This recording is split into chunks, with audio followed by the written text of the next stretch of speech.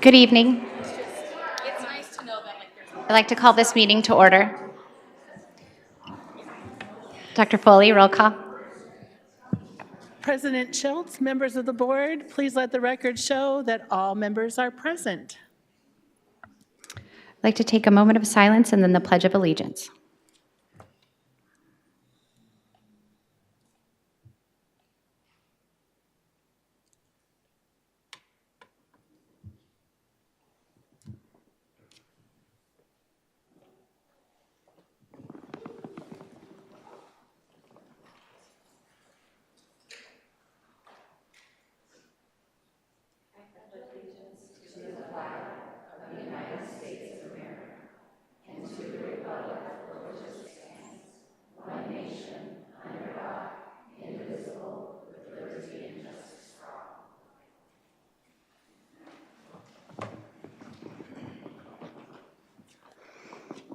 Okay. I'd like to move that we approve the agenda. Second. Questions, comments, concern? All those in favor? Aye. All those opposed? Motion passes 5-0. Dr. Foley, Superintendent's report. President Schultz, members of the board, we're going to start tonight with our superintendent report with one of our favorites, our celebration of our students and our importance of pride. Tonight we're going to start with Chaparral Elementary, and I'm going to invite their administration, Mrs. Hanson and Mr. Pepper, to come up so that we can celebrate their points of pride.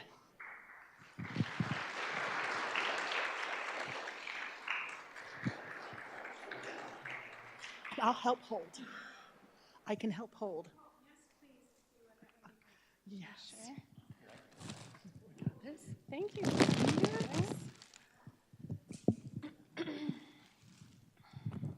All right. Good evening, Madam President Schultz, members of the board, Dr. Foley, members of cabinet. It is my pleasure to be here this evening. I'm Christine Hansen, proud principal of what we like to call the Shark Tank, and we're so excited to be here to celebrate our points of pride this evening. And I'm Terry Pepper. Thank you guys for all being here. We're very excited and honored to be able to bring these guys up and recognize them for all they do for our campus. This is usually where I drop my papers and Dr. Foley helps me out. All right, so let me first start off with our certified staff member, Mrs. Robin Nelson. Come on up, Robin. Are you good? Thank you. All right.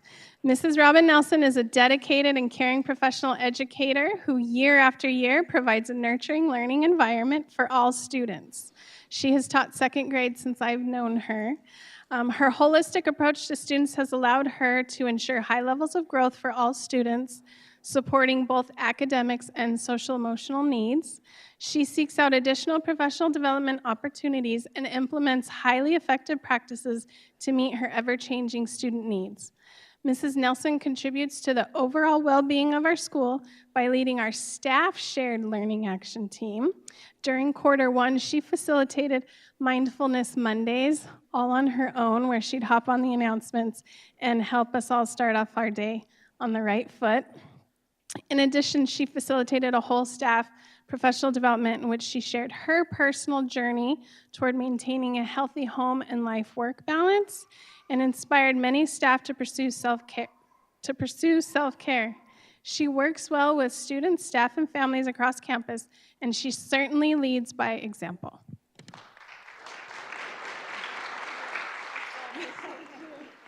Now you get to stay up here with us. Yes. Oh, yes. Who did you bring with you this evening? I just brought my husband, Greg Nelson. Yay! Thank you. Right. All right. I have the honor of recognizing our classified points of pride, and we have Miss Rachel Whitmer.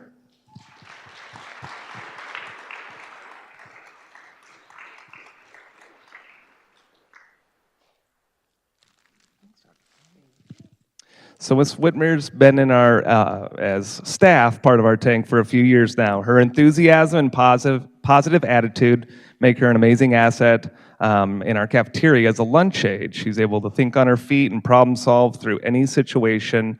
She uses her experiences as a mother to 4 HUSD students and a swim coach to effectively and efficiently communicate with our large groups of students. She demonstrates care through her kind words and warm smile. And Ms. Whitmer has now transitioned into the classroom as our Title I para, where she's working with our specialists to provide targeted interventions for students struggling with reading. We're very lucky to have her in our campus supporting our students, staff, and community. Thank you, Rachel. And who did you bring this evening? I brought my middle daughter, Truly. Yay, Julie. All right. Excuse me. Okay, I'm very excited for this next Points of Pride. This is our student who happened to be in Mrs. Nelson's second grade class. She is now a third grader in the Shark Tank. Please come up, Miss Adriana Bingham.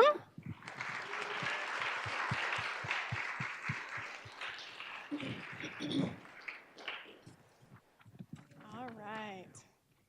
Come on over, sweetheart. All right, Miss Adriana. Gosh, what can't I say about this lovely young lady? She is a positive influence among her peers. She is not only a leader in the classroom, but around our entire campus. Adriana is always willing to lend a helping hand among her classmates. She loves to assist students in the library, and she does so in her spare time. She helps them in the computer. She gives book recommendations to her peers. She also donates her time to our Student Lighthouse team, which it's been phenomenal to watch her lead and grow.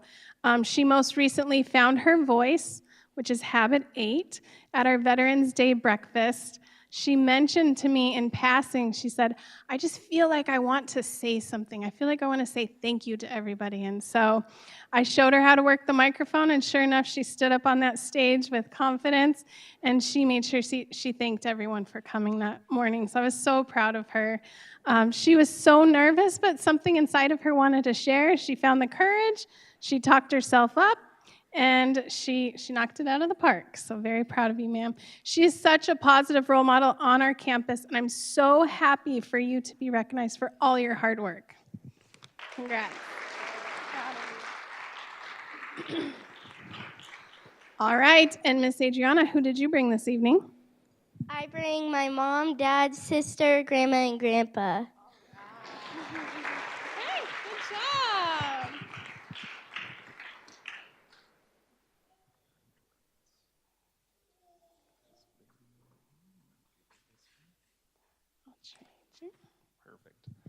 All right, and last but definitely not least, we have our parent Points of Pride recipient, and it's Miss Abby Oates.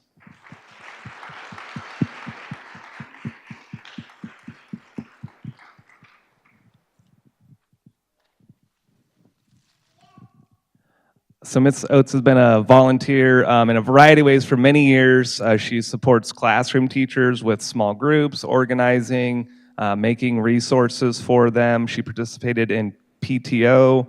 She's volunteered this year to photograph our Super Sharks during assemblies and is visible at almost all school and community functions. She makes a good effort to get to know and interact with our Chaparral administration, the front office, classroom teachers, and her dedication in supporting our student staff and community is evident and is very inspirational and much appreciated. So thank you, Ms. Oates. Who did you bring? My daughter, Lennon. Hi, Lennon.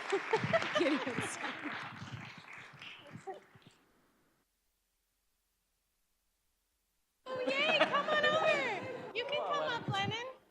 You can come All right. up, babe. Oh, All right, come join us. Come join us for a photo.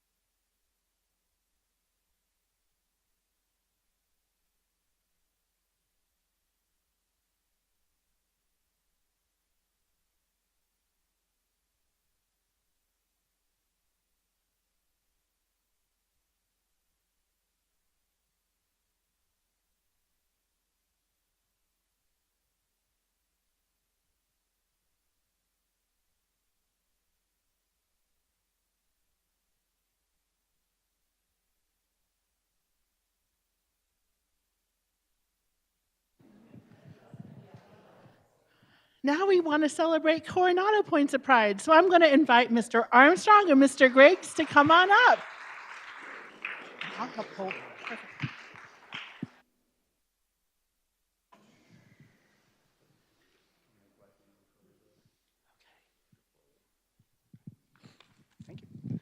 All right.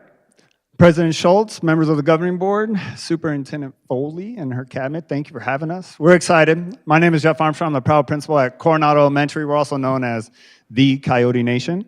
And so we are excited to celebrate a bunch of really good people. And this is always the most difficult because we have to only choose one per category. And I wish I can grab many more to come on up. So we're going to go ahead and get started.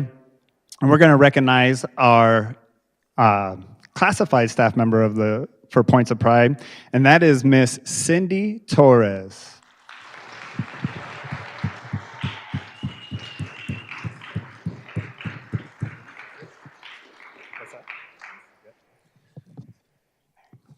So Ms. Torres serves as our amazing health aide, and I will tell you that every principal says their health aide is pretty solid, but there's no one in this district that is as good as what she does as Ms. Torres. As we all know, the last couple of years have been a little rough, and she has led us through so much, ensuring that kids are healthy, kids are safe, parents are taken care of, and that she goes ahead and takes care of the staff as well. We are so very lucky to have her. Not only is she a rock star on our campus, but when it comes to needing assistance across the district, Ms. Fulton relies on Cindy to go ahead and go to other schools and train their health aides when they get on board with the district. So we're very thankful and we're very proud and honored to have Ms. Torres. Thank you.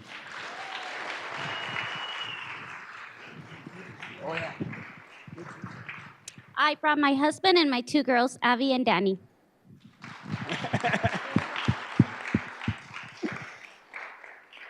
Love it. All right, we're going to go ahead and recognize our certified staff, Miss April Hammonds.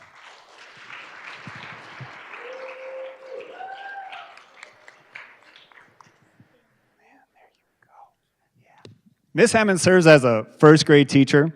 She's been with us for 2 years.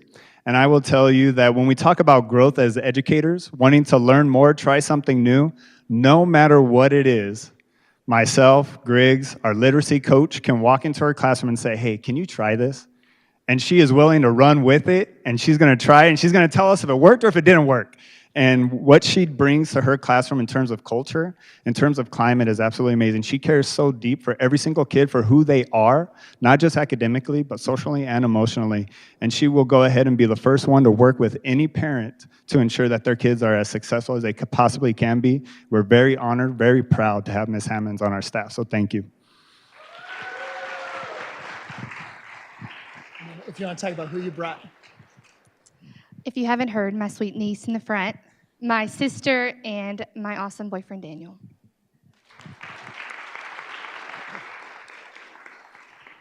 So continuing on with the awesome people at Coronado, I'm going to welcome up Kim Monroe, who is our president of our PTO.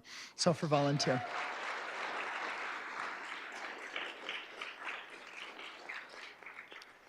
So, Ms. Monroe, there are many things that I appreciate you. One of the main things is that you keep the vision of the PTO as what helps students and what can we do to support those who support the students. So what do we do to support the teachers? What do we do to support the parents and families to make sure that we all work towards that vision of student success? So very much appreciate that. So she's had kids at Coronado for 5 years. In her time as PTO president, one of the highlights, being able to coordinate a direct donation drive that raised $35,000, which is no small feat. And with that, again, towards that vision of making sure that every single family is able to attend community events and be able to attend it for free. And so making sure that no matter who you are, you're able to be a part of the Coyote Nation. So I very much appreciate that. Spends many hours on campus, as you can imagine, if you've ever done a volunteer role. You know, especially PTO president, so many hours. Even today, I think there's 3 separate times that you walked through our doors just today. So thank you so much for all that you do for our kids. And then who did you bring with you? I brought my husband, Matt, and my son, Ian, and my daughter, Reese. There we go. All right, and I am so excited to introduce our students here. So Bella, come on up. Bella Medrano.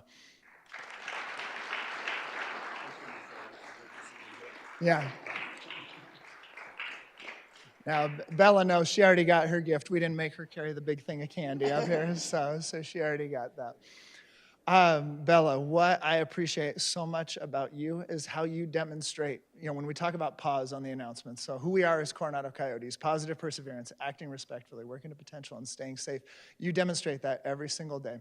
I love watching on the playground how you invest in others. You are quite the leader, not only in the official title as Student Council Communications Specialist. You do that fantastic. She makes videos each week to make sure that every single kid knows what's going on campus so that every single kid can feel a part of who we are as Coronado Nation. I love that. Nice job communicating, involving other people. But you live it in your day-to-day as well. You are someone to involve people on the playground that you wouldn't normally have hung out with. You're like, this person needs to meet this person, and we're going to make connections here. Nice job. That is a skill that I am so excited to see in you, and I know that's something that you will invest in as you go on to junior high and high school. So proud of you, Bella. And who did you bring with you? I brought my mom, dad, brother, sister, and my grandma. Nice job, guys. Nice job. All right, we'll take a picture.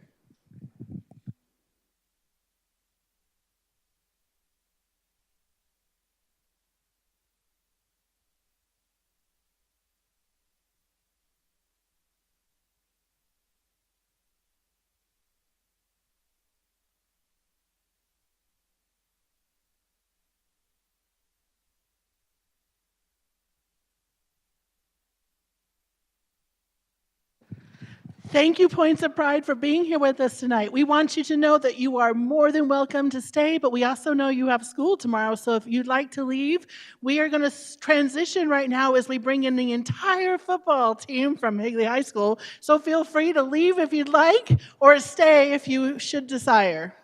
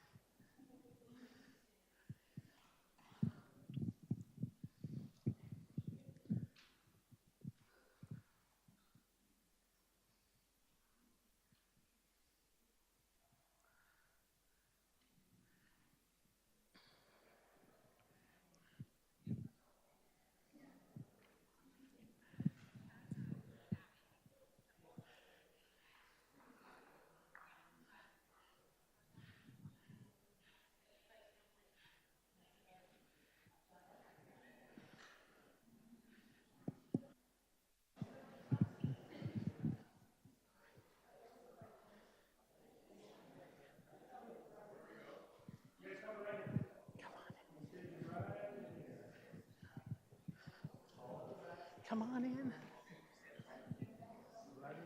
All right, starting to come and we'll move all the way over here. Come on in, guys. Come on in. You're gonna pack in right here. Right here, guys. Back up again.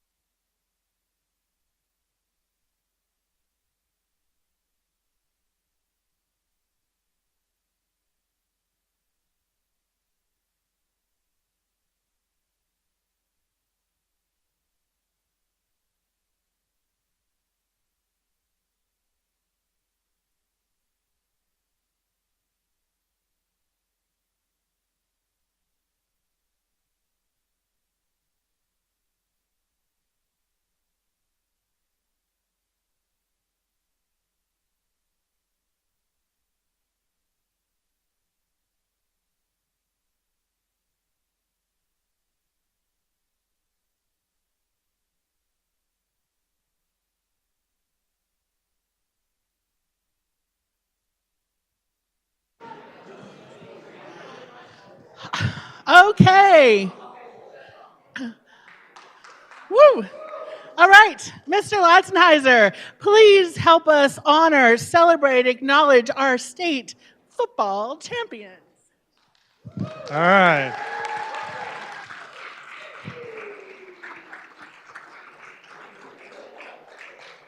President Schultz, members of the board, so excited tonight to celebrate a first in the history of Higley High, but a well-deserved 5A state championship football team. Another round of applause.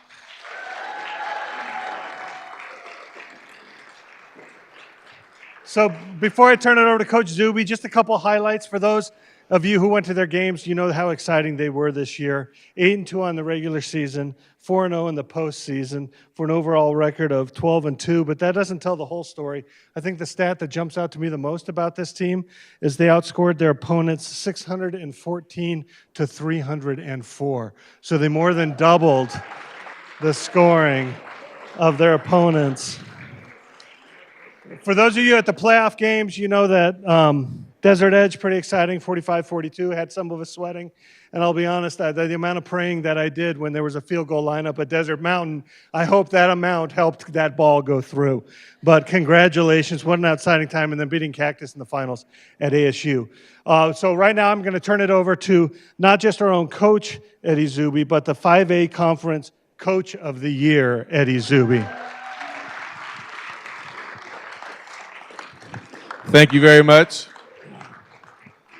It was a great season for us. It was very exciting. It starts from the top, right? Everybody here at the district office, the school board, Dr. Foley, Mr. Latzenheiser, all the way down to our administration. Super supportive of the things that we try to do year in and year out. My coaching staff was amazing. Had a lot of guys that were first year with us. We had to indoctrinate them into the Higley way. They came on board, loved these kids up. But most importantly is these guys right here. Day in and day out, they showed up. They came to work, right? Didn't complain, worked their tail off, studied film, did things outside of the football program. We talked about love and brotherhood. I think our culture is really, really good right now, and it's something that happened at the beginning of the season. These guys really love each other. They care for each other. They play for each other, and I think that was evident. During the season, we lost those 2 games. They were very winnable games for us. They were learning experiences for us. There was something I feel that we needed to go through as a team to learn how to win those types of games. And when we got into the playoffs and got faced with those same types of ups and downs and situations, we persevered. We talk a lot about character. We talk a lot about love. We talk a lot about caring for each other.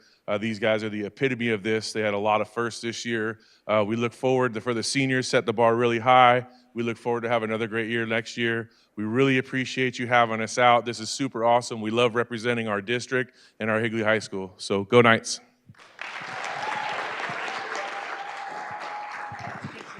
Yep.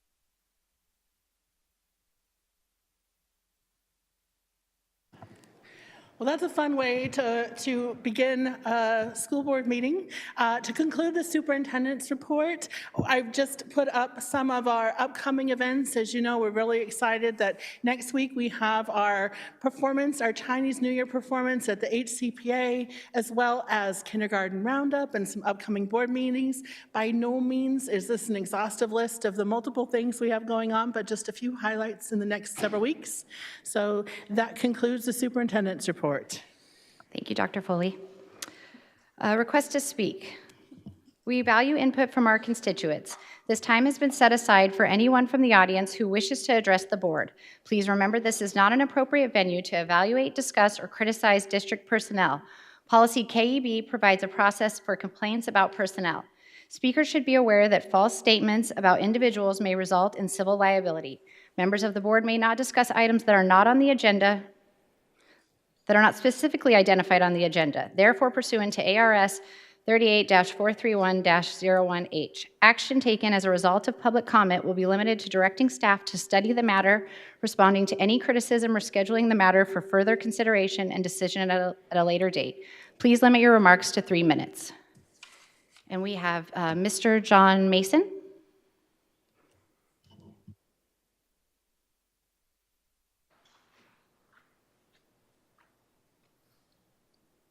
It's a pleasure to see many of you here, one or two in particular. I would like to start out, I don't mean to be negative, and we saw a lot of great, wonderful things happening here, but we also have to look at some problems that are going on with the district right now. So I'm just gonna dive in and start out. According to Arizona Revised Statute 15-511, a person, quote, shall not use school district or charter school personnel, equipment, materials, buildings, or other resources for the purposes of influencing the outcomes of elections.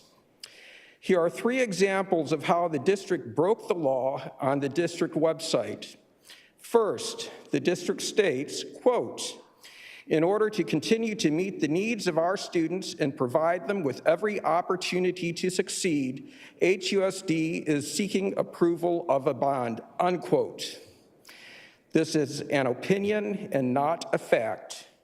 In addition, it is the slap in the face of every parent that feels compelled to send a child to a charter school or private school due to the district's failure to adequately meet the needs of their children.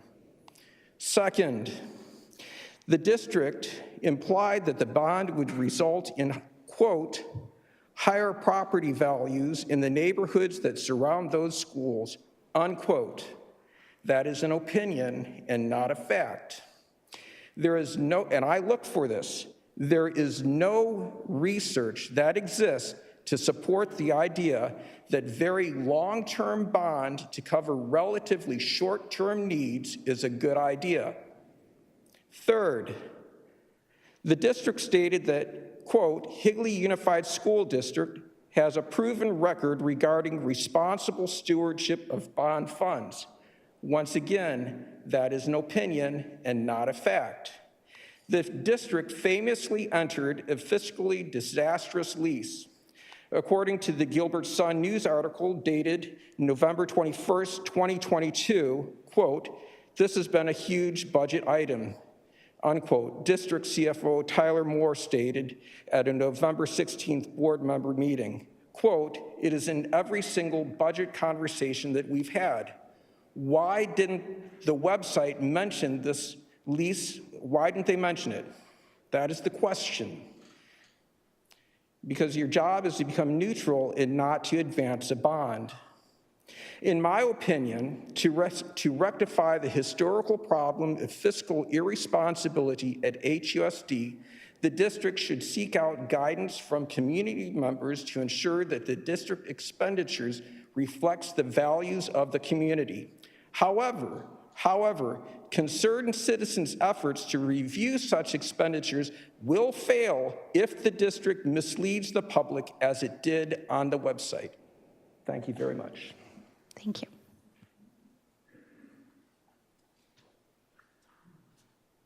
Moving on to 5.1, I move that we approve the consent agenda 5.1 through 5.18.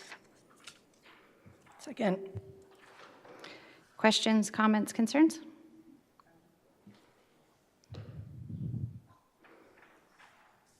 Mrs. Van Hook?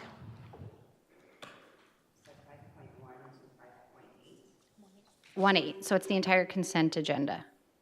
I'd like to make a motion to remove some items from the consent agenda for discussion. Anyone second that motion? They don't need to be removed. You can discuss them. Or Yeah, you can They only discuss need to be them. removed if you want to vote on them separately. Right. got it. So you But can for take the time to discussion- ask questions, but, yeah. Yeah, we can have a conversation about it, yeah.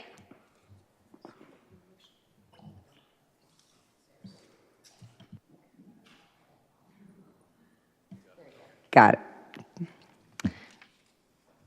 Okay. No, you can, no, so the consent agenda is all of it in one, but you can, so you can say specifically, I have a question about 5.3, whatever it is, and we can answer that question or direct, or if not, we can. Okay, so 5.3, I'd like to understand what's happening with all this, just so I've never seen this report before, so I just want to understand what's happening. President Schultz, board member, Hoek, Van Hoek. Is that how we say it, Van Hoek? Van Hook. Van Hoek? Hook, Van Hook. Okay, thank you for asking. One of the things that as a governing board that you approve is personnel action items. This is the format that the report is done in. This is like what we call the personnel report for human resources because, again, as we discussed in the session that you had on the retreat on Saturday, one of the things that the governing board, the oversight of the board is to approve the recommendations of the administration. So there's the oversight of the board and then the recommendations. We follow all of our processes and procedures and our policies for the things that are outlined in any of the consent or the governing board personnel items. They're just listed as separate things. And what we, like we discussed on Saturday in the consent agenda or otherwise, you will see those items and as part of our agreed upon communication protocols. You see these items in the board docs the Friday before a board meeting, which allows you to review them, ask our administration questions.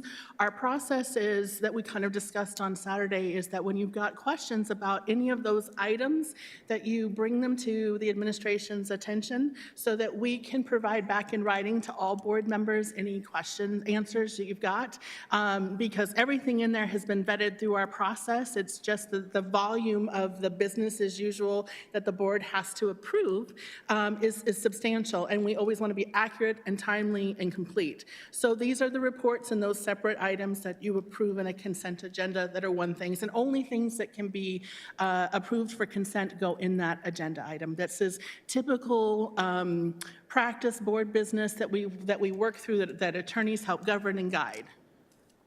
So the report you're asking about is the personnel action items, which is the hiring or people have submitted things for resigning or retiring, those kind of things.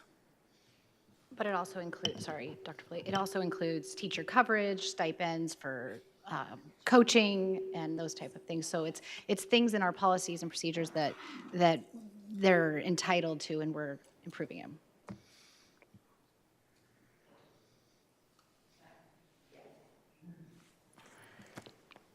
Okay, my next question is, so the expenses that are listed is over 250 pages, and it took a while to look at each item. So my question is it possible to put this out in an Excel format so that it's easy not only for us to be able to review and be able to filter through, but also for the community to be able to look at it in an easier format versus having to flip through over 250 pages. It was just very hard to have to go through each line item, and because some pages also skipped to the next page, it was hard to understand what was happening. Can I, are you regarding 5.5? Is this regarding 5.5, Okay, yes, thank sorry. You. No, it's all right. Yeah. And Member Van Hook, yeah, we can certainly provide that in Excel. Thank you, I appreciate that. And another thing on there that I noticed is, and I mean, I don't mean to nitpick, but I noticed that we spent over $27,000 on T-shirts and hoodies, and I think that's like 1/3 of a teacher's salary. So I want to understand, like, is this just a necessity versus a want, or is this for, you know, like the sports teams?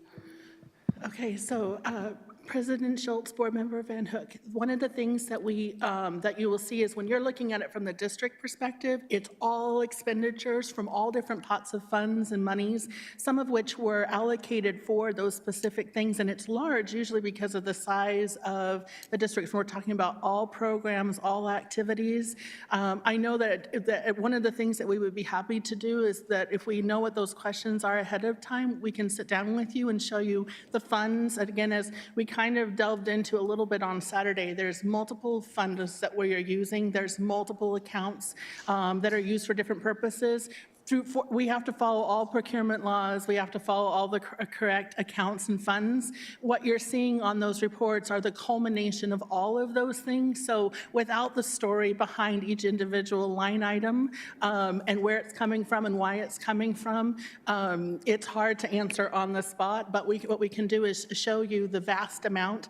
It does look like a lot at a whole, but when you look at how it's spread amongst the multiple funds and where it's coming from, it's much more reasonable in the size and the scope for the per item or per program versus as the whole. But when you're looking at it at the district, it's a vast amount because it's the whole, it's all culminating. Mr. Moore, can we at one point had on here what fund was what, the 526, the 004, all those funds. So can you put that out there again so that they can see what funds those are coming from? Because part of it too is that they may have a PO and it all comes in here, that it could be a student group. And because the money filters through the district, like they fundraised for stuff like that, or each student had to pay $10 for a t-shirt or something. That all filters into here and we see it all together as a district. So sometimes it's not that the district is paying that, there was money coming in specifically for that, and sometimes that's hard to see, because I agree, if you look at going, why are we paying $27,000 for t-shirts and hoodies, what are we doing? But all the groups come through in the report we get, because we get all the vouchers for this is what we paid. So some of it may specifically, it's not that the district's paying that, funds came in for those from various things. So if we have the listing of each fund, the number at the end of there, it will tell you where it came from. Yes, and you'll see the difference between a student fund, between M&O, between all the different 20-some funds, something like that. So. Thank you for President that. Schultz, Board Member Van Hook, one of the things to remember is that we have to follow procurement and rules for all funds, activities, reporting, including the reports that we submit to you. And so again, the district serves kind of as the clearinghouse to ensure those processes and procedures are followed at all levels within all organizations. Okay, thank you.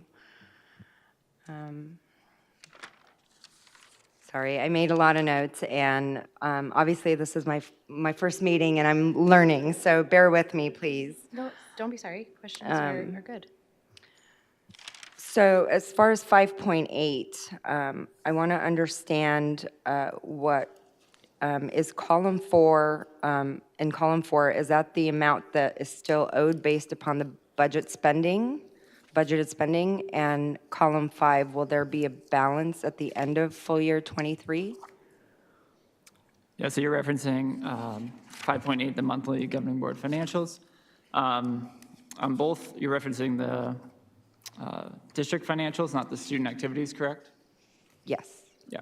Yeah, so column 4 represents the encumbrances for the district. So those are currently encumbered funds. That can be anything from remaining pay periods that we have left to pay individuals. That could be open purchase orders that we have for items or supplies that we have not yet purchased yet.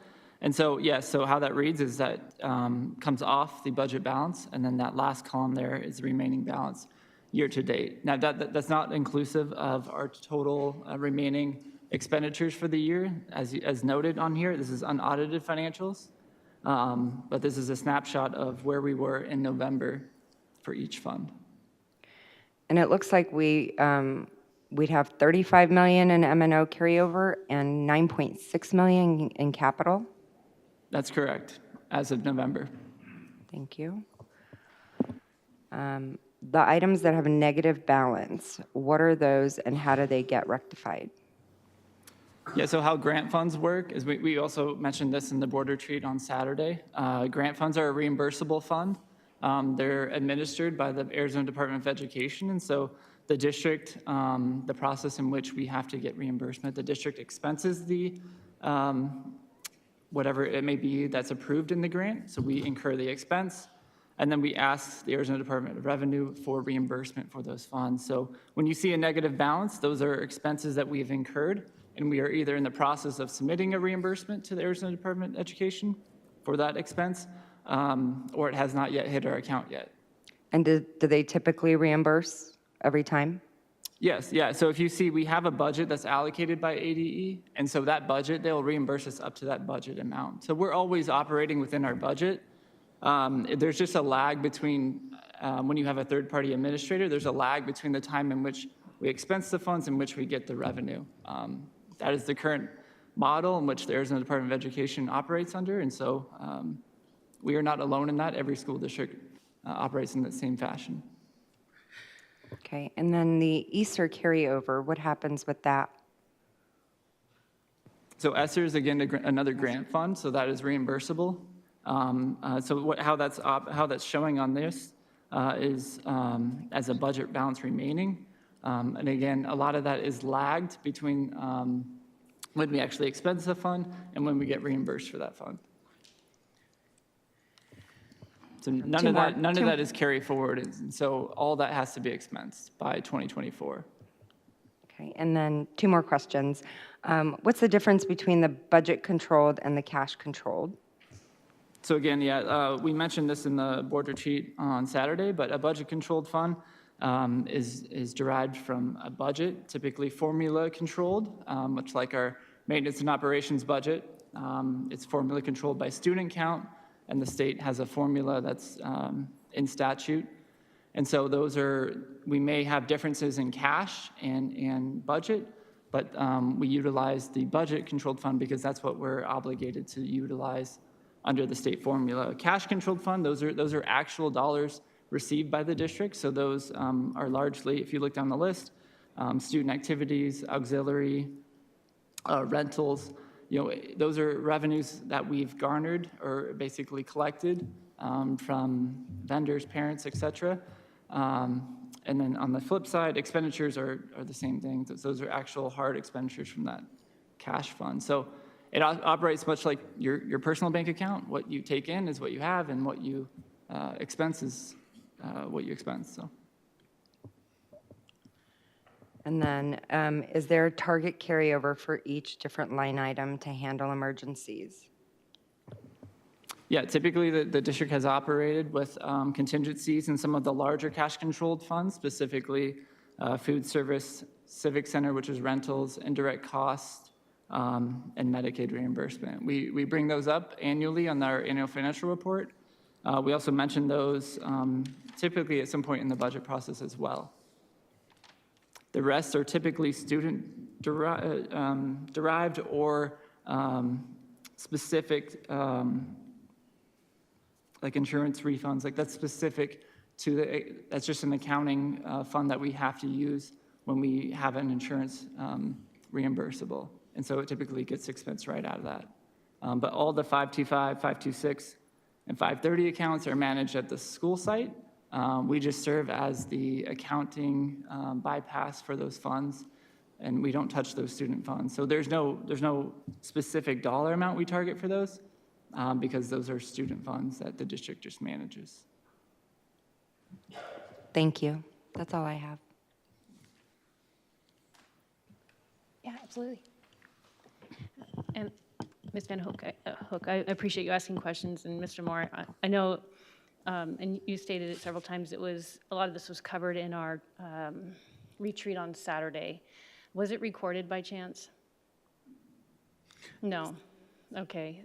I know a lot when it's in PowerPoint, it's teachers know just because it's in PowerPoint doesn't mean that everything was in the PowerPoint. There are things stated outside the PowerPoint.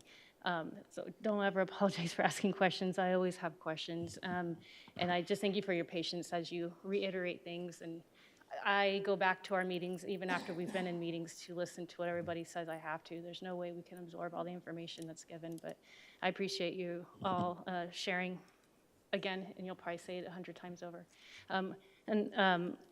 In regards to the consent agenda, it's good to ask, and sometimes you'll catch it in advance, sometimes you'll catch it in meetings. It's like the item, and going through each one, I mean, that's just what you do, but I'll go to like item 5.14. I was looking through what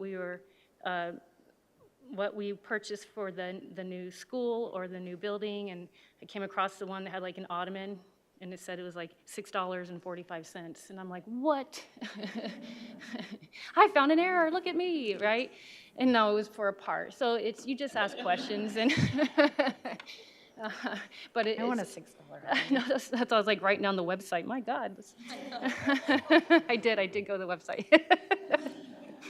But anyway, I just wanted to say it's okay, and I appreciate everybody's questions and patience throughout. We are fine. Yes, absolutely. Board member, President Schultz, board members, we are always fine with questions. And like we said on Saturday, it helps if we know what the questions are ahead of time so we can put it in writing. Always feel free even to ask them on the dais. That way we just always are able to get you the specific information because as you pointed out, there's volumes of work here and hours of multiple staff time, and we're always happy to get the information. We just may not know it on the spot, but we're happy to always provide additional information and seek clarification. So thank you for your time. And as we discussed on Saturday, putting those questions in our minutes so that the public can see the questions that we ask ahead of time and the questions that we get, because they might have the same questions. And so I practiced of doing that because you often don't see all the behind the scenes stuff that we do to make sure we have all the information when we come out on Wednesday or when we have our monthly meetings. Any other questions, Mrs. Van Hook? No, thank you. Okay, so we had in a second. All those in favor? Aye.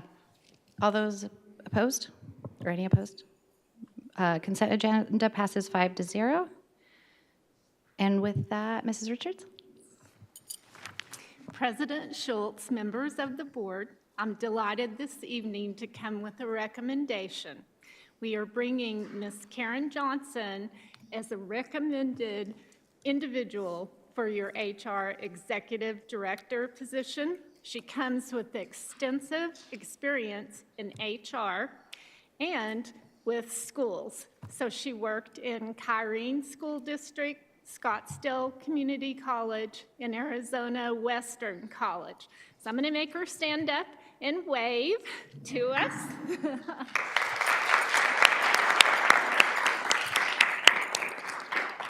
She actually drove here from Yuma today after another board member meeting in the middle of the day. So I commend her for making the journey, and we're excited that she's interested in Higley, and we're all very very proud of what goes on here, so she's heard all about that too. So. Congratulations. We're excited to have you, Mrs. Welcome. Johnson. Welcome. Okay, moving on to 6.1, information item, the first review of the fiscal year 2024 maintenance and operations budget. Mr. Moore? Yeah, thank you. Good evening, President Schultz and members of the board. Tonight we present the first review of the fiscal year 2024 maintenance and operations budget. This is a practice we've started 2 years ago in terms of bringing this early to start the conversation and guide the governing board and our community along as we go through this budget process for next fiscal year. As a reminder, this is the Arizona school budget timeline. I always try to allude to this because Arizona is unique in the fact that we have some different requirements by statute, and so I just like to cover this timeline. So what we're looking at is the 2024 proposed. What we're working for is the 24 proposed budget, and so the schedule outlines the fiscal process in which we have to require the proposed and adopted budget, where we look in December at our budget one more time. The Arizona Department of Education typically notifies the district if we've exceeded our budget by 1%. And if we have, like we did this year, we then bring a budget revision in December. In May, we always have to do a final revision to kind of true up our budget to 100th day ADM. And we will have another budget revision for this year in May to true up those numbers. We don't anticipate, and I'll cover it later in the slide, much change from that December revision that we took into account. But just know that we will have another revision to our current year budget in May. And then finally, our fiscal calendar in June. This is when we formally have to propose and adopt our budget. We do walk through this process, and we do ask for tentative approval in March. But we bring the legal binding budget back in June to advertise it, which is the proposed, and then adopt it as a governing board a couple weeks later. So with that, I'm going to jump into the fiscal budget highlights. This is slim and kind of what we know right now. As you know, the aggregate expenditure limit, I feel like a broken record, but we are still there hasn't been anything done yet. We have a March 1st deadline for this fiscal year.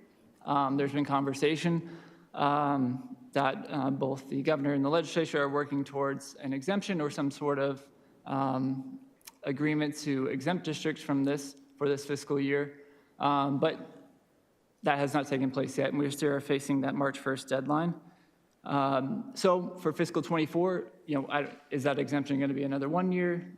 Is it going to be a long-term solution? We still don't know, and so we're keeping that in our budget highlights as a footnote because until we have some concrete evidence that that has been solved or a solution has been made, that is always going to be a budget implication for the district.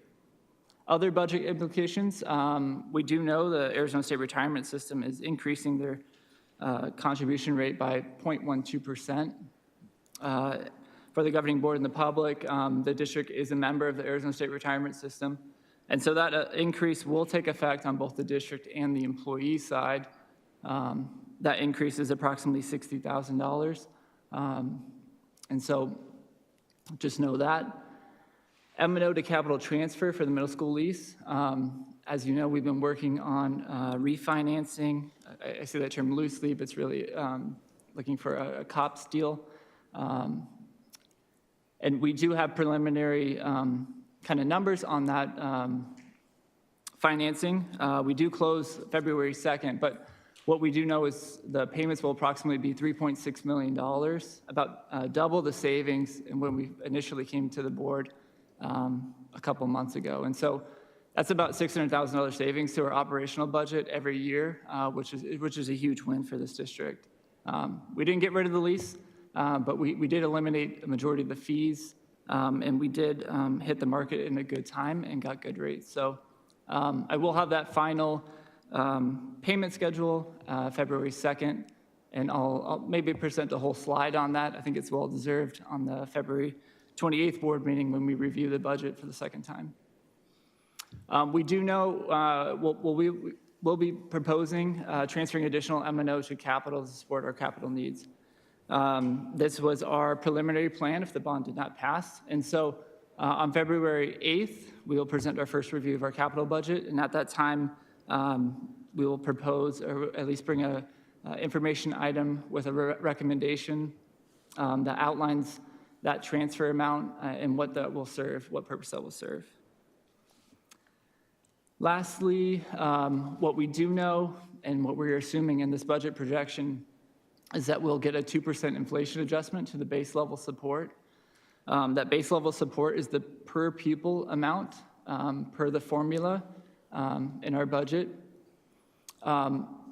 Statutorily, the statute loosely reads that if inflation is over 2%, the legislature has to, at a minimum, provide a 2% inflation adjustment. So we are taking that an assumption that will be in effect as inflation has been in the neighborhood of 7 or 8%.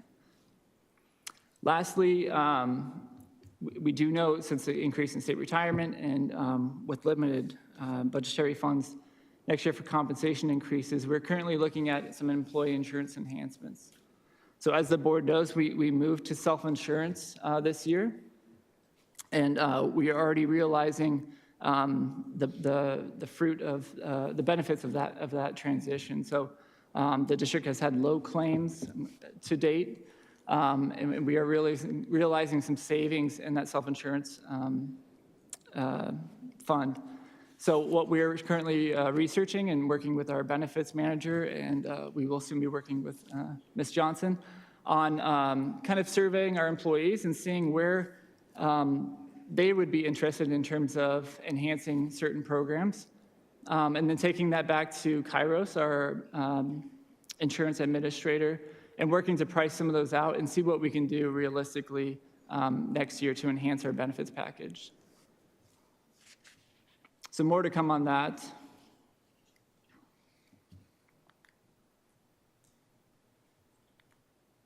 Maybe, there we go.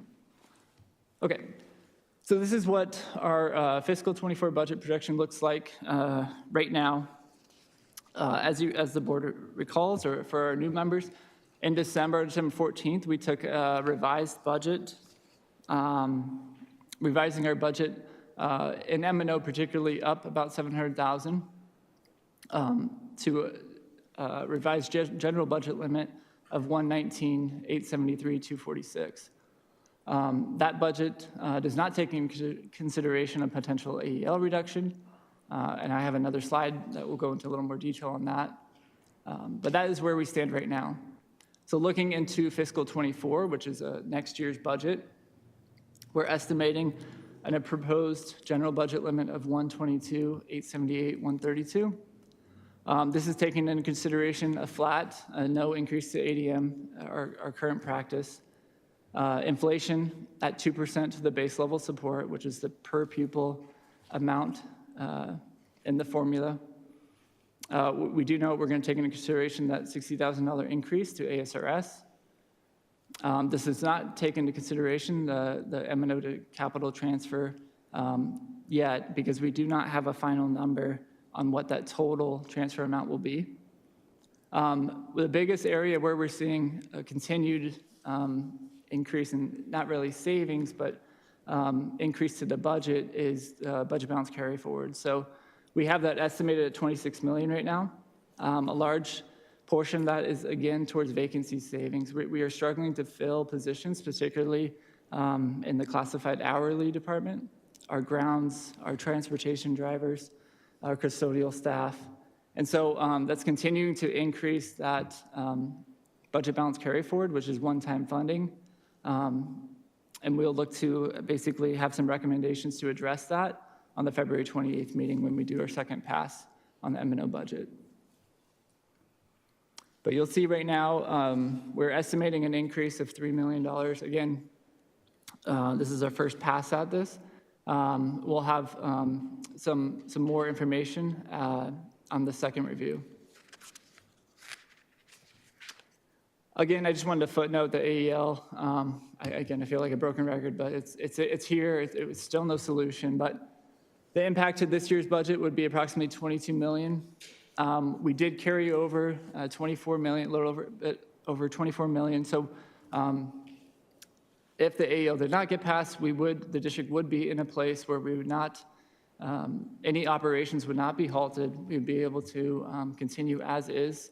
It would wipe out all our contingency, but we've strategically placed ourselves in a position where we would not put any of our operations at risk right now. The impact of fiscal 24, this is kind of the same to what we proposed last year. There'd be no operational impact again. I think when we get to the bottom of this, we'll still propose that we carry over. If there is no final or long-term solution to AEL, at least the minimum to cover the district if the AEL were to impact us in 24. And again, so we would have no operational impact to the budget. We would utilize that carry forward. Again, we would propose a hiring freeze and a salary freeze, just so we wouldn't put any operational risk to the district.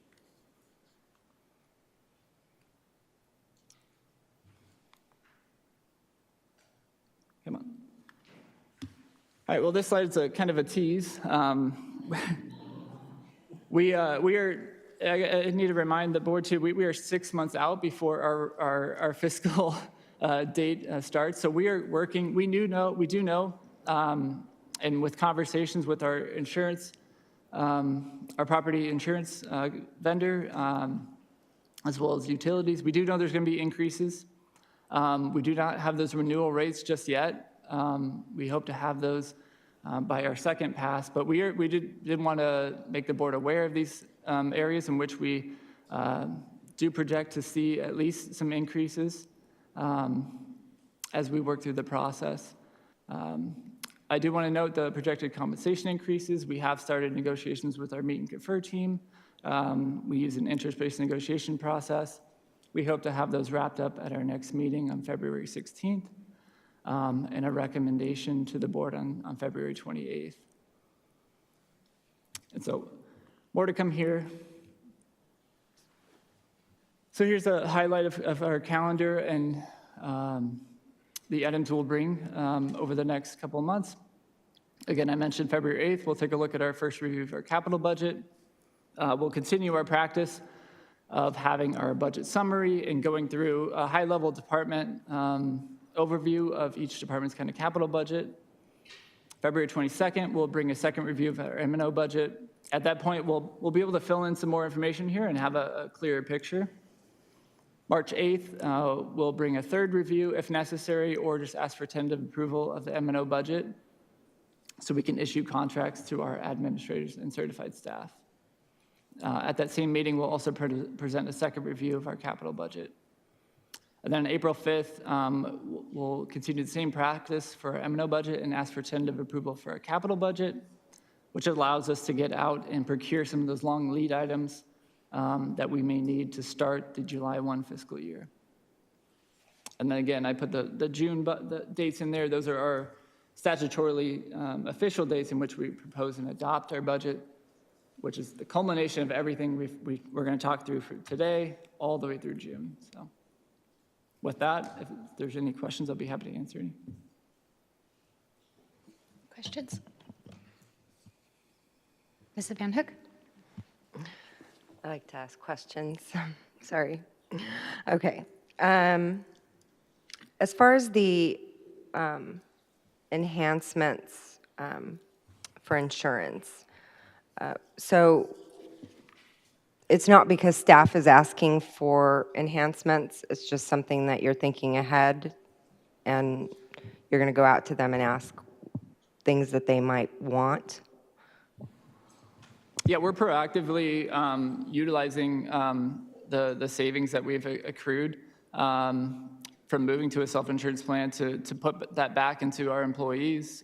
We take every opportunity we can to enhance our employee compensation package, whether that means compensation or benefits. All these hit our employees' paychecks. And so anywhere we can help out, it's been an interest of both our meet and confer team and the district to put that back to the employee.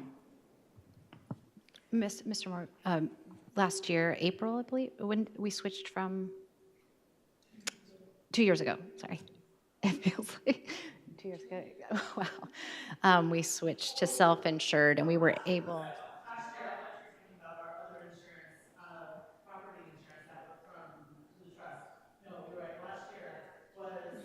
Okay, I was like, wow, I know. We started the process 2 years ago because there's a lot of research involved, but we actually made the switch a year ago.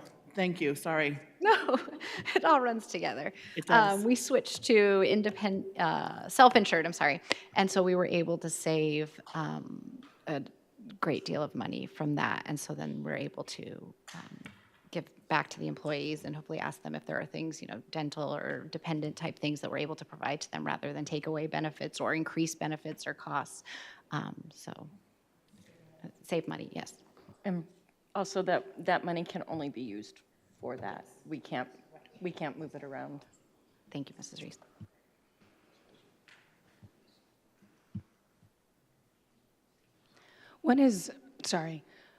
When is open enrollment? Like, 'cause I know you're searching for new things, so like when do we have to have something decided by? Isabel here.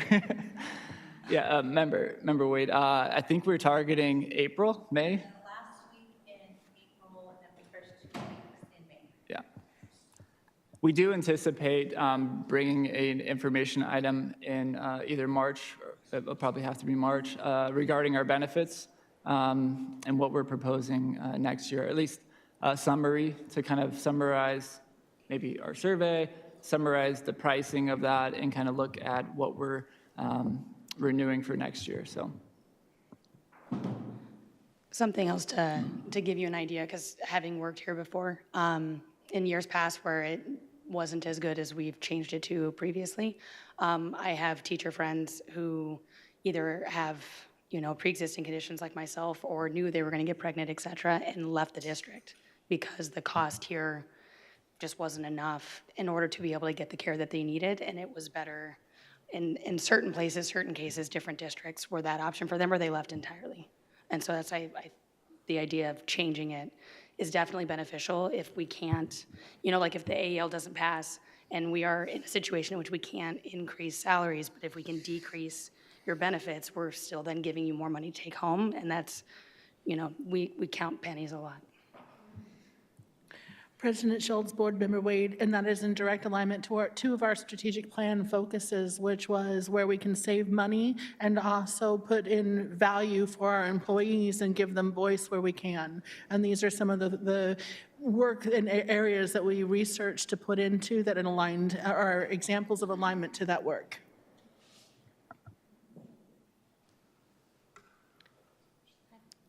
So if the AEL doesn't pass, what is that 119 million reduced by or to? approximately 22.6 million. I think I have the slide here. Is that reduced by? Yeah, the 119, you take 20 minus 22.6. 22.7 million right now. And that could change. It depends on, they would take a snapshot at March on every school district's budget and then calculate the reduction. It's the total reduction right now is 1.4 billion for all districts, and then they would do a percentage off that. And so right now it's about 19% of our budget, which is 22.7 million. So. And are there any plans as to where the cut would come from if we have to cut? There would be no cuts. We've strategically placed the district in a position where we would utilize the carry forward that's on the slide here. President Schultz, Board Member Van Hoek, one of the things we were in a good place compared to some of our other districts because of the fact our carryover was, we were intentionally planning for the fact in case it didn't, we wouldn't have to furlough or close doors or change. Districts that didn't have that carry forward amount held there last year previously would have been in a place had it not been extended for a year to cease operating. So hence, moving forward, many districts have done what we did last year in their budgeting and with the unknown of AEL, hold that over for carryover. So that's one of the reasons why trajectory, you're seeing many districts hold larger amounts of carryover until that's resolved. In other words, they're not allocating it for other things until they know that they aren't going to end up losing it. So we're not using any of the carry forward for the Higley project? No, President Schultz, Member Van Hoek, no. This is budgeted carry forward, set aside as contingency for AEL if that were not to pass, and then we would readdress it next fiscal year as we do not have a long-term solution. So, and that capital funding is the only fund that could be used for construction. Thank you. President Schultz. Yes, Mrs. Reese. And along with that, because I know that's your first board meeting, I would strongly suggest to schedule a time to meet with Mr. Moore. Mr. Moore and I have talked at length on contingencies, especially since 2020 and everything that's gone on. And I've asked multiple times, if this happens, then what? What if this? What if that? Seeing that inflation was going to come, we had that conversation. Even as much as unemployment tax just changed, now we have to pay unemployment on $8,000 versus $7,000, so that's an additional cost for the district and things like that. And those are conversations that Mr. Moore and I have had, and I know that when he's done presentations, he's tried to include that, because I do too, very much so. There's so many things that are out of our control that what if, then what? If this, then that. And making sure that we're not in a place that we were 8 years ago, where we were sitting around a table trying to figure out what we're going to do. So that I would strongly recommend to meet with Mr. Moore and ask all those questions. And by all means, they can share them out as well, because I think these are all good questions. And I think each of us have different experiences in our knowledge and background. And so, like, I worry about unemployment tax. I worry about workers' comp. I worry about those things because that's kind of the part of my life I have to worry about as well. So I ask, how are we planning for that? But the last couple years, Mr. Moore has heard me over and over again on, what are we gonna do? What are we gonna do? And he'll sit down and he'll explain it over and over again to me. He's like, okay, so we'll go here and we'll do this and we'll do that. And I hear you, I'm watching this. And so it's definitely made me feel more comfortable that we have contingencies. And because of that contingency planning, we were in the same situation last year. If the AEL had not been addressed, we would not have had to furlough people. We wouldn't have had to stop our operations. We could continue, which for a lot of districts, if that had happened last year, they would have been in some really bad spots, and kids wouldn't have had some places to go. So I hear you, and I worry about those same things. And but I would strongly recommend that you meet with Mr. Moore and ask these questions. And again, you can jot them down, we can get them out to everybody and things like that, because what you may think of, I'm not thinking of, and then I'm like, oh, that's a good point. So what are we doing? You know, things like that. And I know a lot of these discussions, again, both you and Ms. Wade, this is your first board meeting. There's a lot going on. And a lot of these budget discussions have gone on over the past 2 years. And so it's not that we don't necessarily have the same questions or things. We've heard these things over, it's been presented. Mr. Moore's done a fantastic job. The report, the monthly financial report, we used to not get anything. So I started to worry, going, what are we earmarking money for? And are we spending the same money over and over again? And so that concerned me. And then we got a little bit of a report. When Mr. Moore came on, we get a much more detailed report. So that way, as board members, we can be more informed of our financial situation. Because the last thing I wanted, and Mr. Moore, okay, so this is different money, right? We're not spending the same money. I'm not approving the same pot of money for this, you know, all these different things, because that used to happen. So, so Mr. Moore's done a great job in trying to position us financially responsible for these things. So I appreciate you asking, and it's always a good reminder, and it's not that we're not asking, it's this information's been presented to us year in and year out. So I appreciate that. Yes, and you guys have heard it, I'm sure, for so long, but, you know, and because of my background in finance, and I'm not used to looking at numbers on a PDF, so, which is why I'm asking for an Excel format, because it's just so much easier to be able to do math and add different numbers and be able to filter different ways to look at things. So it'll make much more sense to me that way. Thank you. Absolutely. Any other questions? Okay, Mr. Moore, thank you. I am very grateful that we do have a contingency plan, and when you say we don't have a long-term solution, it's because the legislature doesn't have a long-term solution for us. I just wanted to clarify, not that we don't. And we will move on to 6.2, Special Education Report. Mrs. Miller?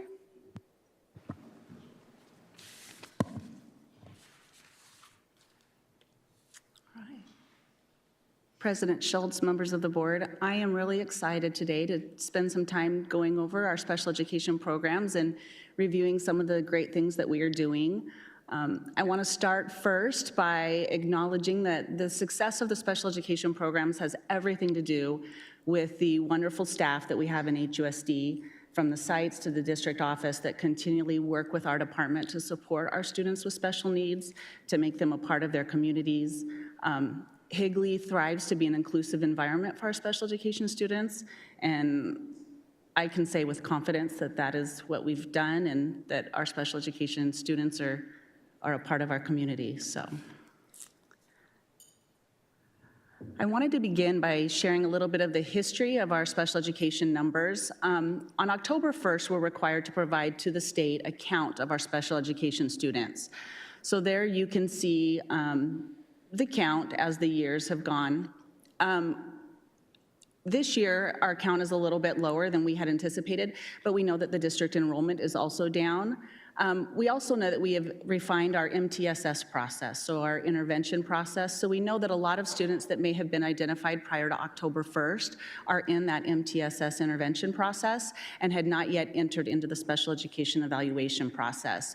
As of today, I ran a count, and today we're at 1864. So a little bit up from that October 1st count. I want you to take note that a lot of things affect these counts. So things from district enrollment, the opening of charter schools within our area. Some of our students will leave and go to those charter schools. So when we see a new charter school open, we sometimes will see a dip. Other things, most recently that we've been affected by is obviously the refining of our MTSS process, but also the pandemic. So we're seeing some different trends in our numbers, but they are slowly inching up as kids are going through that MTSS process, and it's been identified that they need some additional supports. Within our special education departments, students can qualify to receive special education under 16 different categories. Students are able to be found eligible in multiple categories, more than one. The thing that's difficult is these categories are different from state to state. So oftentimes students will move into the state of Arizona with a category that is different than what we are able to upload to the state as a student with a disability. So we spend quite a bit of time with our new parents to Arizona to explain to them that we're not changing in eligibility, we just have to redefine it based on the Arizona categories. So within our special education department, we have many programs to service kids. We have a continuum of services that range from least restrictive to more restrictive. And we use these programs to meet the individualized needs of each student. So I wanted to review a little bit of these programs, review a little bit about each of these programs. Not every program is on every campus. Due to our size, we have to group some programs together to service a group of campuses. The first program is our speech and language program. So that services students who have articulation, language needs, pragmatic delays. That program is available on all of our campuses. We have a phenomenal speech and language team that has been pretty consistent over the years, and they work with our students with those delays. The next area is our resource and inclusion support. So these are students that are struggling within the general education classroom, and this support addresses learning, social, and emotional difficulties. These programs, again, are available on every campus to support our special education students. The resource is where we pull a student out of that general education classroom and service them within a classroom just for special education students. But we also have that inclusion support where we push a special education teacher into the gen ed classroom. It's called co-teaching. And those teachers work together to support the class as a whole, which is our gen ed and our special education students in that inclusive environment. The next program we have is our cross-categorical program. These are for our students that are a little bit more delayed and require a higher level of service and more support. It provides adaptive academic skills, and it's aligned to alternative standards. So for our students that are unable to master the standards at their peer level, they may need support in our cross-categorical classrooms. For our elementary schools, we cannot have this program on every campus. So it is located at Cortina, Centennial, Chaparral, and Coronado. And then all of our secondary campuses have a cross-categorical program. And there is a feeder system that we utilize to keep those students together to ensure that as kids transition from the elementary to the middle school, they're not split up between Sossman and Cooley, so they're aligned to their feeding schools. The next program is our MDSSI classroom. These are our most fragile students with our most significant delays. We are very blessed. We've had a teacher in there that has been there for years, Ms. Shea Rose, and she's done an amazing job with that program. Because of the significance of the delay and the need of these students, we felt that the transition to middle school may have been a little bit too much to do that 2-year transition. So the program located at Power Ranch services our K through 7th grade, and then at that time they transitioned to Williamsfield High School, which is our 8th through 12th grade. Our best program is our program for our students with emotional disabilities. This is a somewhat new program to the district. We wanted to be able to try to keep as many of our students in-house and not have to utilize the services of our surrounding private day schools. So we began the BEST program underneath the support of Greg Keith. This program is located at Power Ranch, Cooley Middle School, and Williamsfield High School. And our final program that I wanted to talk about today is our preschool program that services our youngest learners. They service ages 3 through 5. We have a preschool eval team that takes in all of our referrals for that program that has been together for quite some time and working to support that campus. It's located in both of our early childhood development centers, and if you haven't had the opportunity to visit those programs, it's a beautiful center, and Miss Patty Gleason has done an amazing job with those programs. To kind of align with our preschool program, this year is a monitoring year for special education, and we were required to look at our data and identify an area that we felt we needed to focus on. ADE and special education are on a 6-year monitoring cycle, and Higley has been assigned the 4th year as their state monitoring. So in the 4th year of our monitoring cycle, we are in state monitoring. That is this year. And so we, when looking at all of our data to kind of identify what we wanted to focus on as an area that we felt we could improve in, we identified Indicator 6, Special Education Preschool Least Restrictive Environment, as an area of focus. Providing an inclusive preschool program is very difficult, and our surrounding districts have really struggled with it as well, but we know that it's best practice. And so we are working diligently to find a way to allocate staff to provide a more inclusive preschool environment. This is going to take a lot of work and a lot of discussions and a lot of planning, but we do feel that it's really what's best for students. We are hopeful to roll this out during the 23-24 school year if we can make sure that we have all the resources and are able to do so. So something that's really exciting for our special education students at the preschool level. Excuse me. All right, private day schools. Private day schools are another thing that we utilize to assist us in providing support for our students within the district. Private day schools go through a very specific application process with the Arizona Department of Education to be identified as a school that can provide private day services to students that are enrolled in a public education school. Currently, we have students placed at 6 schools that are considered private day, and you can see those 6 schools listed there. Those are the ones that we currently are using. The list is very extensive and has a ton of schools on it, but these are the only 6 that we currently use. We provide quarterly updates to the board, and you'll hear one tonight after this presentation of where we're at, how many students we have placed, and the cost that's associated with those. While we know that the cost associated with those is rather high at times, these are our students that receive probably a little bit more funding than some of our other kids, but they also have needs that we are unable to meet in the public school. So pretty extensive needs that our staff are not capable of meeting, so we have to reach out to ask for support from our private day schools. We have very good relationships with our private day schools and are able to communicate with them, and our goal is always to bring those students back once they've reached a level where they have the skills needed to be successful in our programs here within the district. Some additional special education programs that we are excited to talk about is, the first one is our HTAP program, our Higley Transition and Access Program. Years ago, this was not a program we used. We have students in our district that when they've completed their 4 years of high school, they still have some additional needs in the area of post-secondary transition. So these are work skills and additional life skills that they would benefit from a little bit more instruction. So this program currently is located in our buildings over by Williams Field. Brittany Wittenberg has been the teacher that has helped grow this, and she has done a phenomenal job at this. We work closely with vocational rehab to provide our students with extra years to get them ready to enter the workforce.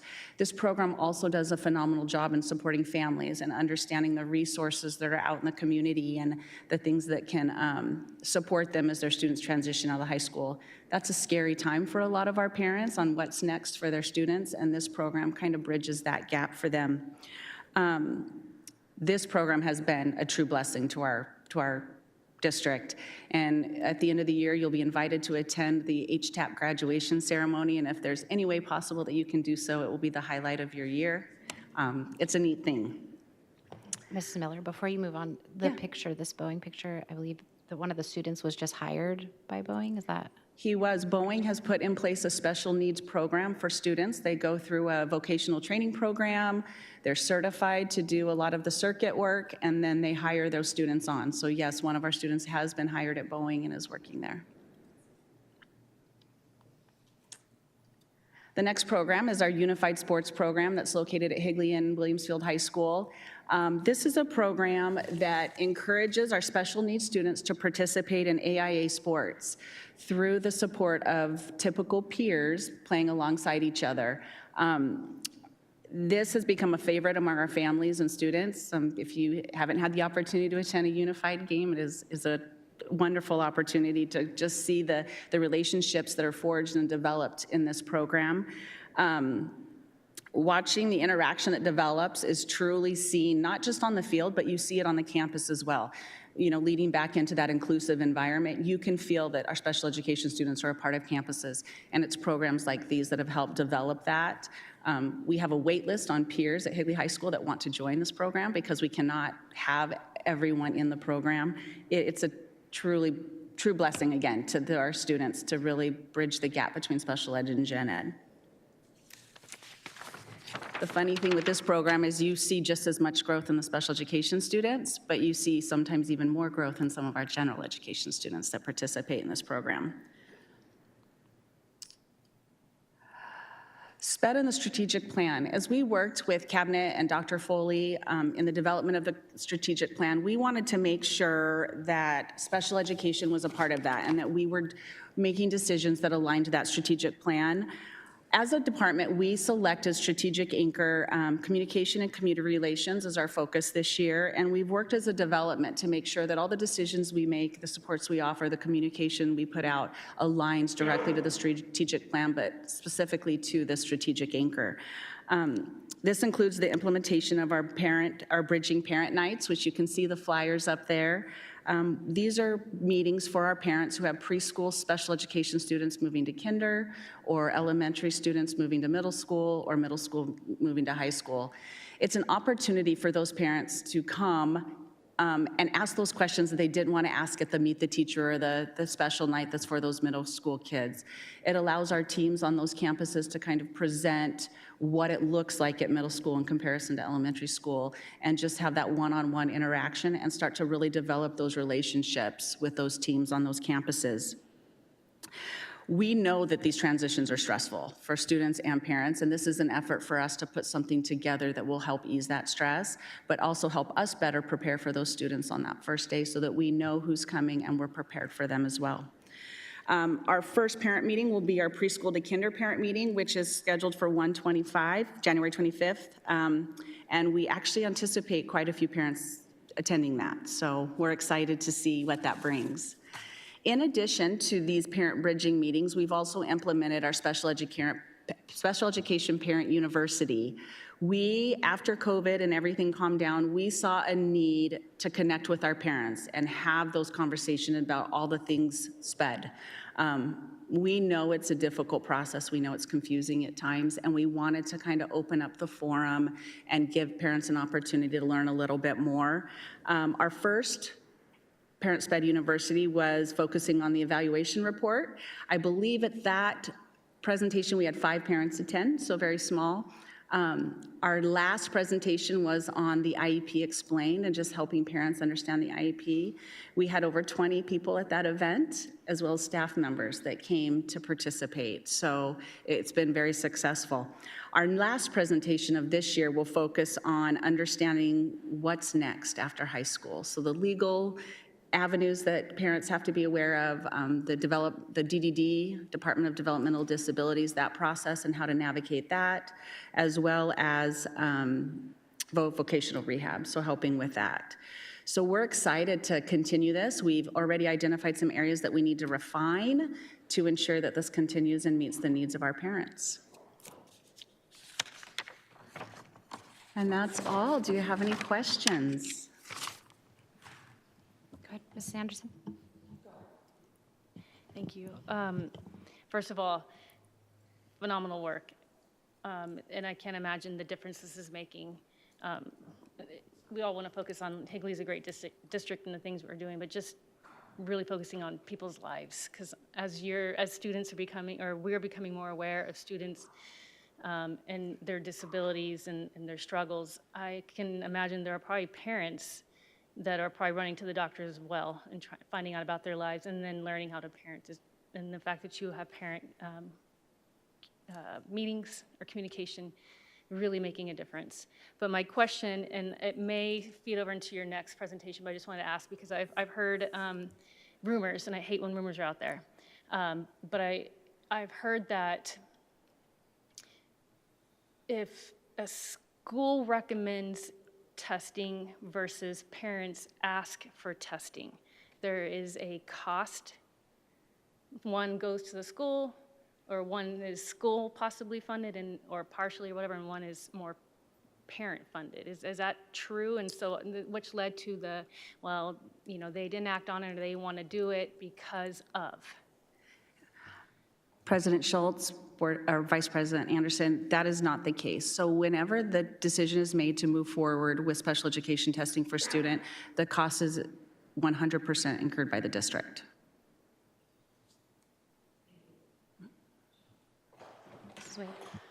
My question was, because I think it sounds awesome, and I'm just interested if it's at both, because my daughter went to the preschool at Cooley. The preschool inclusion, is that going to be at both?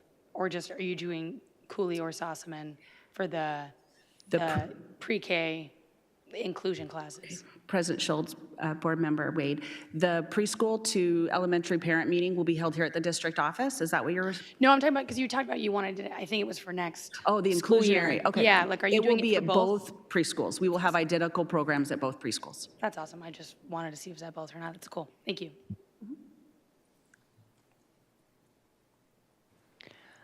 I said this when I attended the parent meeting, and I'll say it again. I think I wish I had that when I was going through the IEP process with my daughter. It's very informative and so helpful for parents. And even the night of the meeting, when you suggested that parents should bring their kids to these meetings, a lot of parents, you know, on the way out, they're like, oh, I never even thought to bring my kid with me to IEP meetings. And I think that's really important to get the kids' perspective involved in the process as well. And so I'm happy to see that that's being done. Thank you. Thank you. I just want to say, I encourage parents to attend these meetings. If they can't attend them, then where's the best place to send parents to get information? President Schultz, we encourage parents anytime they have a question to reach out. We want them to be an active member in their student's IEP process. The decisions are truly a team decision. We will not always agree as a team. We will have those difficult conversations, but if we don't know there's an issue or a question, we're not able to address it. And we're not able to understand the perspective of the parent and all of the things that are going into the questions that they have. So anytime a parent has a question and they're unable to attend any of our events, they're more than welcome to contact our special education department, and we will return their phone call and spend the time that we need to make them feel comfortable with the decisions that are being made within that IEP team. So they can just go to our website and special education department and then contact you or the site school for more information. Exactly. Thank you. Any other questions? I love all these programs and I appreciate it, and personally I appreciate the programs as well. I've seen such a difference, so thank you very much. Mrs. Miller, 6.3, Special Education Day School Report, Fiscal Year 23, second quarter.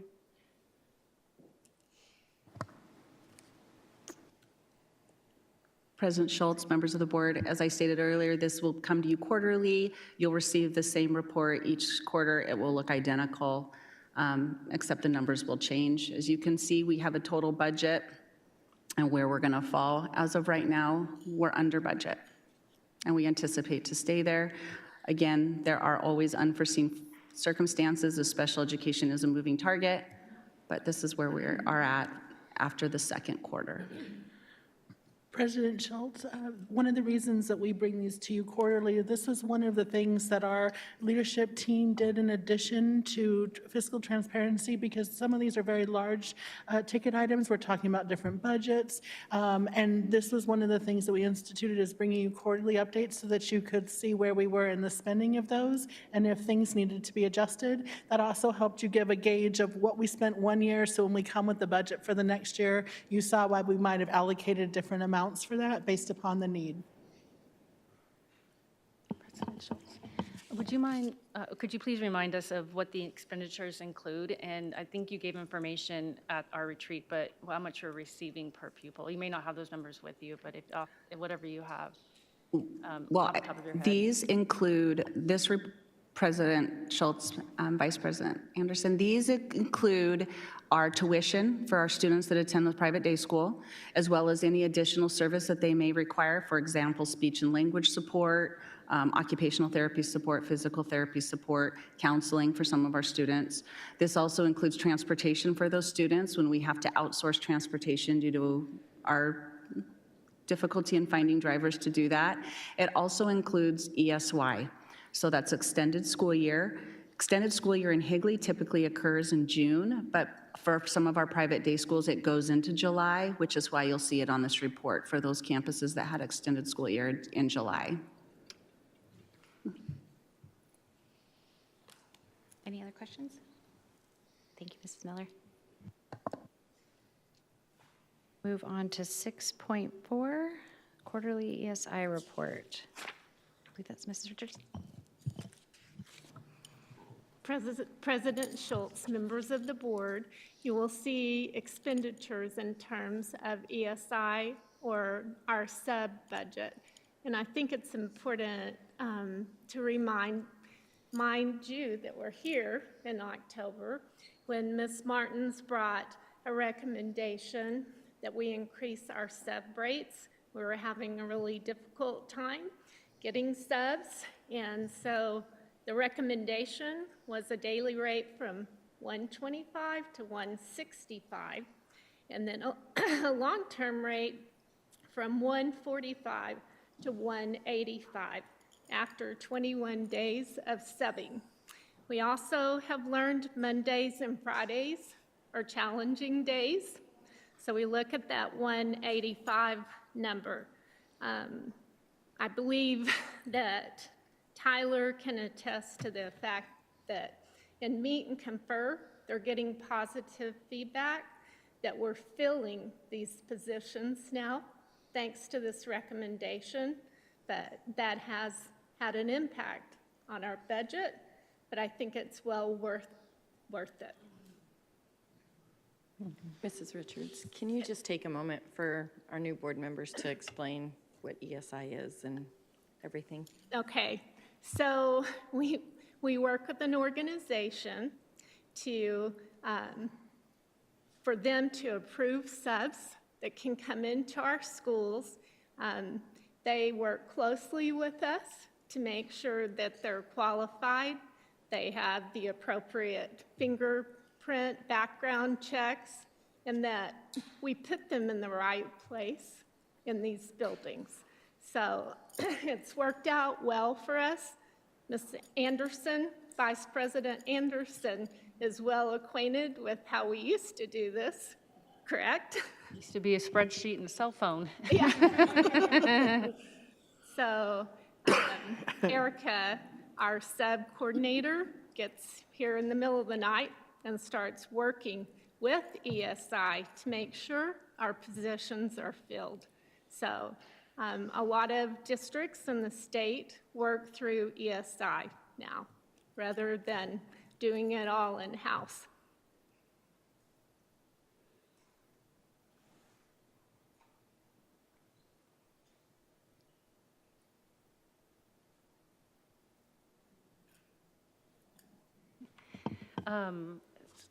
So for the remainder of the school year, up to May, we have the 343. So President Schultz, Vice President Anderson, let's talk about what that means and what we're going to do in order to adjust for that. So Tyler. President Schultz, members of the board, and Vice President Anderson, yeah, so we will have to, we're assessing the year-to-date spend and then going to probably bring a recommendation in March or February to increase this budget.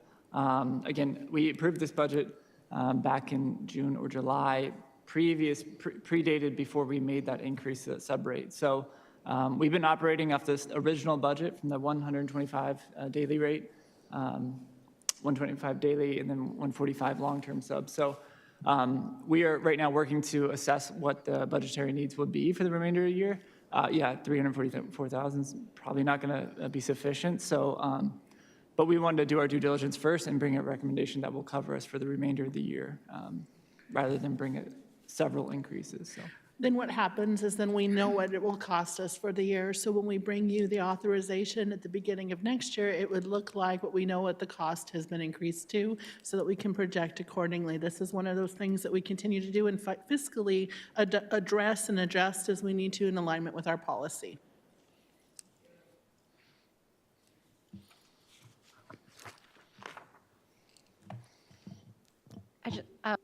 One thing I forgot to is, do you anticipate a need to raise the rate again next year? So when you bring us the budget, that will be accounted for?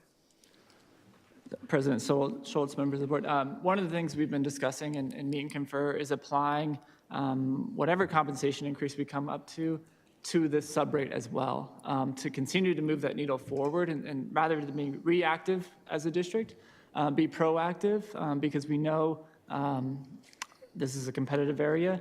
We're typically competing against Chandler, Queen Creek, Mesa.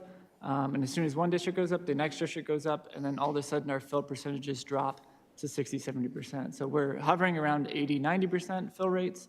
And so we want to be proactive and basically look at, one of the conversation topics has been applying a percentage increase equivalent to what we would propose for next fiscal year to the subrate to continue to move that needle forward and be competitive in this area as well as total compensation.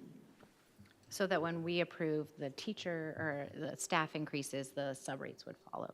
Perfect. All right, thank you. Any other questions? Thank you, Mrs. Richards. Moving on to 6.5, amendments to policy IKF graduation requirements. Mr. Latzenheiser. President Schultz, members of the board, following our policy updating process, bringing you two different policies today. The first of them is the graduation requirements. Due to a change in state statute, the driver for this was that we've changed the civics test. Used to be a 60% to be considered passing. Starting with the class of 2026, it will now be a 70%. And so that was the impetus for the change. And so when you look at the verbiage and language that's in there, you will notice that there's a paragraph identifying that in 2026, they will now have to have a 70% to pass. Additionally included with this is what the Arizona Department of Education is going to require from us for reporting. And so you'll see those reporting things listed as well within the policy. Also, we had discovered that there was some archaic language in there from an old diploma that we haven't used in many, many years. So we're going to take this opportunity to clean up that language as well. And so this is directly driven by the change in statute, and we are looking to approve it during the action item so that you can look to indicate that we know that our class of 2026 must have a 70% or above. A question I have is just going forward before 2026, because I taught seniors. So when it came around, if they didn't pass before, can we, over the next couple of years, just make it a point to like look at how many kids fall between the 60 and 70%? So like, at least that way, those at the high school, when it comes to make it up, we have an idea of a larger quantity of kids that are probably going to need it, or is it really a huge impact or not? Because I was interested in that when I saw it. Yeah, I think that's definitely part of the process that we'll look at and using our data department with Marcus Berkshire that's going to help drive that and student information, because we know that not everyone passes it the first time, and that's in 8th grade, and then when they get to high school, we got to make sure that we can provide the support so they can pass it then.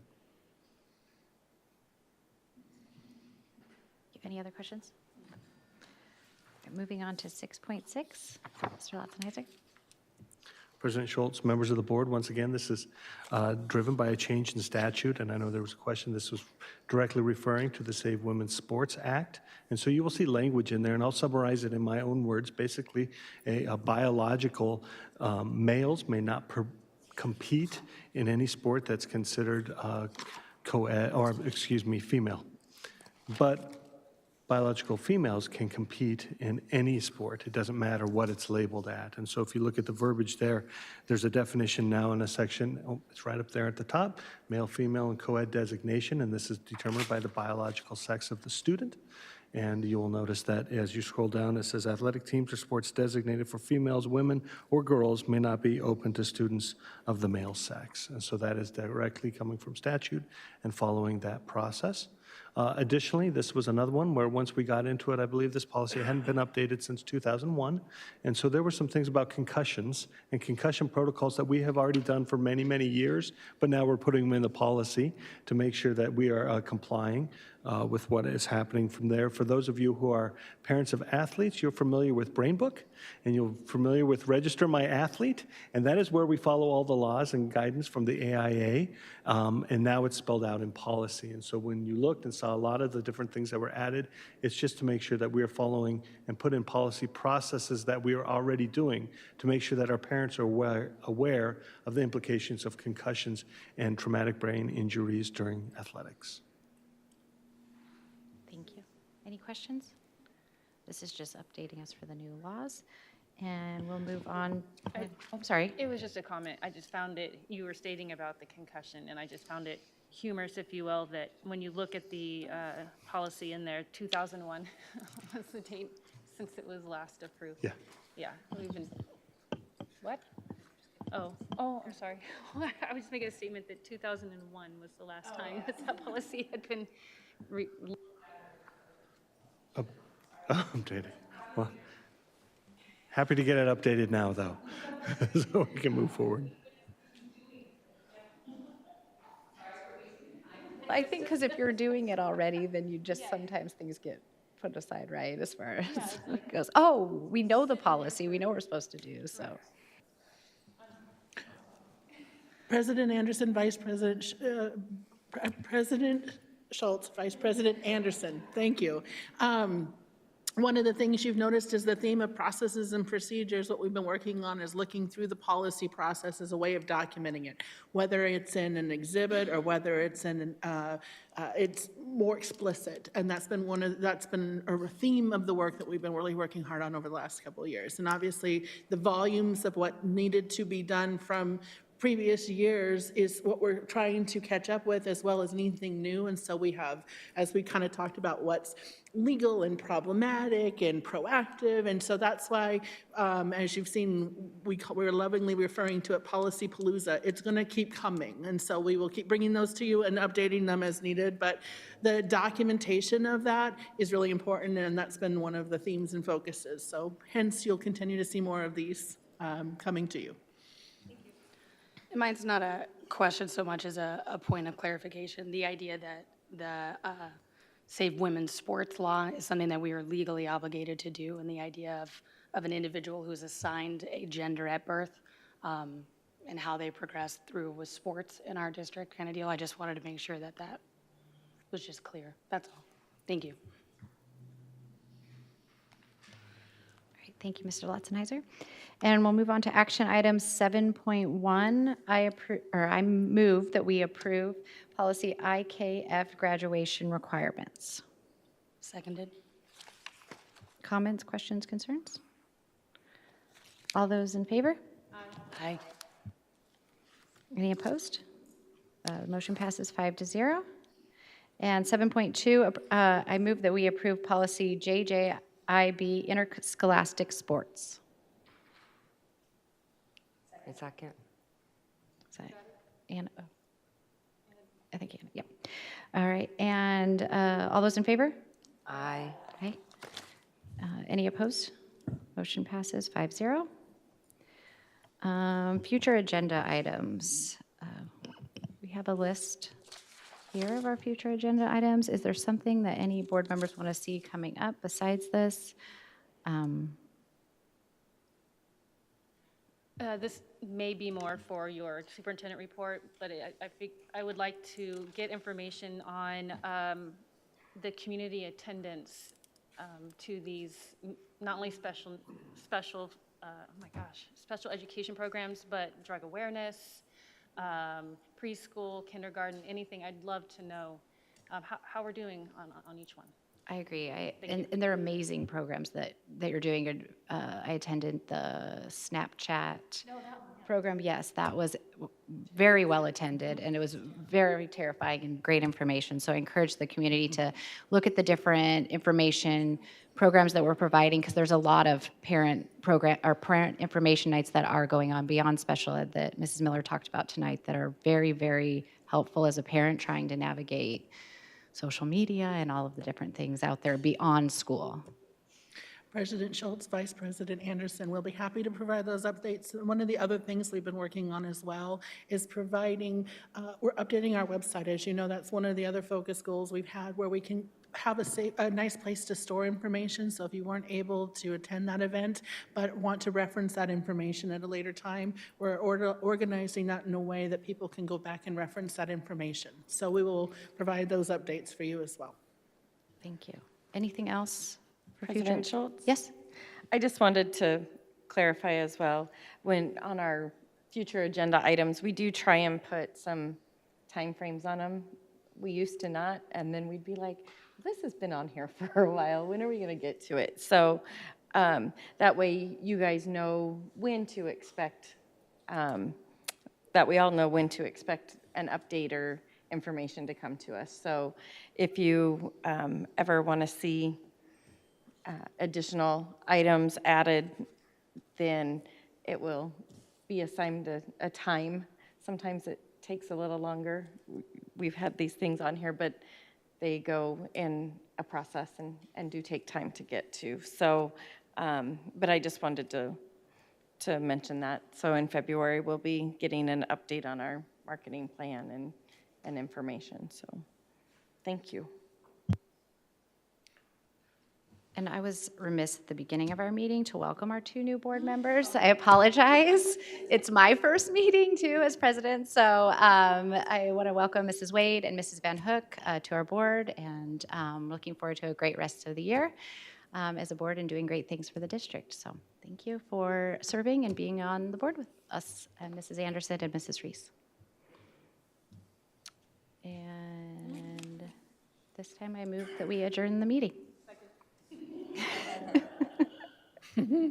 All those in favor?